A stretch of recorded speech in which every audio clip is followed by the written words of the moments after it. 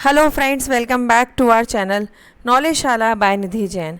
Friends, अगर आप इस चैनल पे पहली बार आए हैं तो चैनल को सब्सक्राइब कर लीजिए। नॉलेजशाला बाय निधि जैन के नाम से हमारा टेलीग्राम चैनल भी है, आप उसे भी ज्वाइन कर सकते हैं। वहाँ पे आपको वीडियो के अपडेट्स और पीडीएफ नोट्स मिलते रहते हैं जो आपको एग्ज़ाम के क्विक रिवीजन में बहुत हेल्प करेगा। फ्रेंड्स, हम बहुत सारी वीडियोस कवर कर चुके हैं। हमने एक थ्योरीज़ वाली सीरीज़ स्टार्ट की थी जिसमें हम पेपर 1 और paper 2 commerce management and labour welfare से रिलेटेड इंपॉर्टेंट थ्योरीज़ कर रहे हैं, क्योंकि एग्ज़ाम में देखा गया है कि 30 से 35 क्वेश्चन डायरेक्टली किसी न किसी थ्योरी से पूछे जाते हैं। Friends, I have qualified NTA NET JRF in management with all India rank. Also, I have qualified NTA NET in commerce with 99.335 percentile score.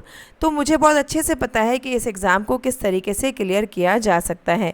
तो हम बहुत कम टाइम में बहुत सारी चीज़ें कवर करने की कोशिश कर रहे हैं। तो अगर आप चैनल पे पहली बार आएँ तो प्लीज़ सब्सक्राइब कर लीजिएगा।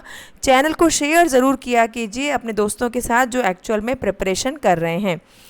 आज हम करेंगे social learning theory by Bandura. Friends, learning की बहुत सारी थ्योरीज़ हम ऑलरेडी कवर कर चुके हैं। आज हम करेंगे सोशल लर्निंग थ्योरी जो हमें एल्बर्ट बैंड्यूरा ने दी थी। मैंने आपको पहले भी बताया है कि अगर आपको कोई थ्योरी का प्रोपोनेंट याद नहीं होता है तो आप उसको इस तरीके से याद कीजिए, Knowledgeshala by Nidhi Jain, social learning theory by Albert Bandura. ये एक तरीका होता है दोस्तों किसी का भी नाम याद करने का। जैसे नॉलेजशाला, व्हाट नॉलेजशाला, नॉलेजशाला बाय निधि जैन, तो आपको पूरा नाम याद हो जाएगा। इसी तरीके से social learning theory by Albert Bandura, तो आप जब भी आपसे पूछा जाएगा सोशल लर्निंग थ्योरी किसने दी थी तो आपको एकदम से याद आ जाएगा social learning theory by Bandura. इसका मतलब सोशल लर्निंग थ्योरी हमें एल्बर्ट बैंड्यूरा ने दी थी। एल्बर्ट बैंड्यूरा थे कौन? बच्चों, Albert Bandura is a psychologist who proposed social learning theory and he can be credited for first noting observational learning. Albert Bandura जो थे बहुत इंपॉर्टेंट पर्सनालिटी थे, एक साइकोलॉजिस्ट थे। इन्होंने हमें सोशल लर्निंग थ्योरी दी थी। इसके साथ ही इनको ये भी कहा जाता है कि इन्होंने पहली बार ऑब्जर्वेशनल लर्निंग को नोट किया था। सबसे पहले जो ऑब्जर्वेशनल लर्निंग की बात की थी वो एल्बर्ट बैंड्यूरा ने ही की थी। तो ये बच्चों आपको ध्यान रखना है। Social learning theory emphasises the importance of observing and modelling the behaviour. अब क्या होता है कि आप किसी को ऑब्जर्व करते हो। सपोज़ करो कि आपने मेरी से क्लास ली, आपने मुझे ऑब्ज़र्व किया कि मैम ने बड़ा अच्छा तरीका बताया सोशल लर्निंग थ्योरी बाय बैंड्यूरा, ये तो बहुत अच्छा तरीका है याद करने का। अब आप क्या करोगे, इसको मॉडल करोगे इस बिहेवियर को। अब यहाँ पे वो वाला कैटवॉक वाला मॉडल नहीं है, मॉडल करोगे मीन्स आप क्या करोगे, इसको इमिटेट करोगे। आप ऐसे ही हर थ्योरी को प्रोनाउंस करने की कोशिश करोगे। फिर ये आपके एटीट्यूड में आ जाएगा और इमोशनल रिएक्शंस ऑफ अदर्स, धीरे धीरे क्या होगा, आपके दूसरे जो आपके से अटैच हैं उनका भी रिएक्शन आपको मिलने लग जाएगा। ठीक है। Bandura has given 4 steps which are internal processes that direct social learning.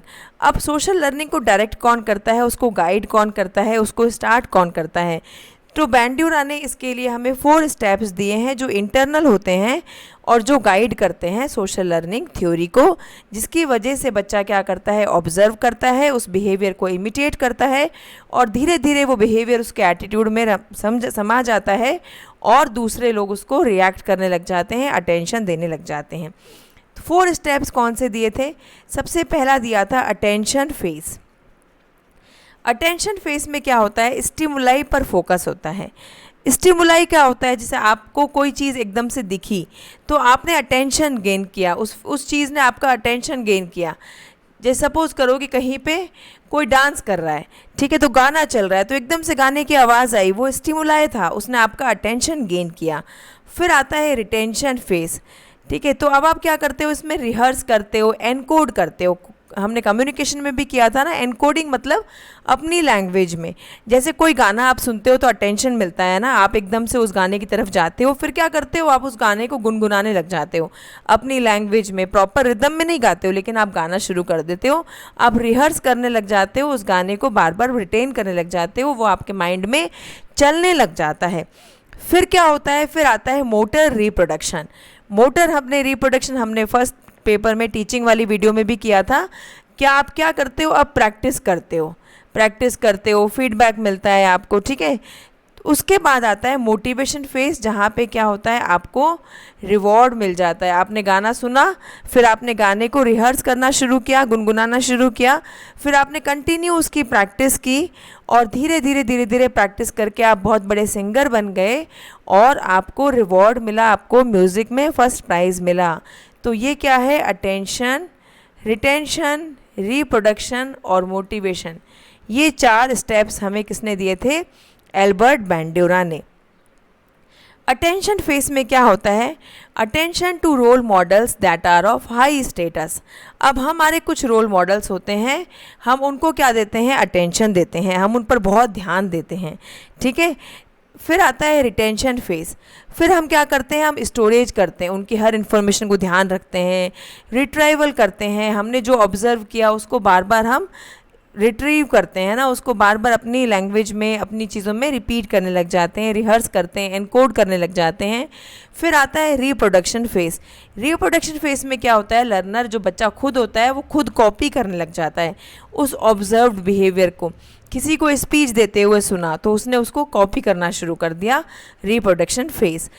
फिर आता है मोटिवेशन फेस। यहाँ पे क्या होगा, लर्नर को या तो मोटिवेशन मिलेगा, या तो उसको रिवॉर्ड मिलेगा और या उसको पनिशमेंट मिलेगा। जैसे सपोज़ करो कि आपने किसी को कोई अच्छा काम करते हुए देखा और अगर उसको आप रिप्रोड्यूस कर रहे हो, बार बार प्रैक्टिस कर रहे हो, तो आपको रिवॉर्ड मिला तो आपने वापस से उसको रिपीट किया। लेकिन अगर आपने किसी को चोरी करते हुए देखा और अगर आपने उसको रिपीट करना शुरू कर दिया तो आपको डांट पड़ेगी, तो आप दोबारा से उसको नहीं करोगे, ठीक है। अब यहाँ पे कुछ फैक्टर्स होते हैं जो इस चीज़ को डिटरमाइन करते हैं, ह्यूमन बिहेवियर को डिटरमाइन करते हैं। कॉग्निटिव फैक्टर्स जो माइंड से रिलेटेड होते हैं, पर्सनल होते हैं जैसे knowledge, expectation, attitude. Environmental factors होते हैं जैसे सोशल नॉर्म, सोसाइटी में क्या चल रहा है, कम्युनिटी में आपका कितना एक्सेस है, दूसरों से आप कितने इन्फ्लुएंस होते हो। बिहेवियरल फैक्टर्स, आपकी खुद की स्किल्स क्या है, आप प्रैक्टिस कितना कर रहे हो और आप एफिशिएंट कितना हो, ठीक है। तो ये था बच्चों हमारा सोशल लर्निंग थ्योरी पे एक छोटा सा वीडियो।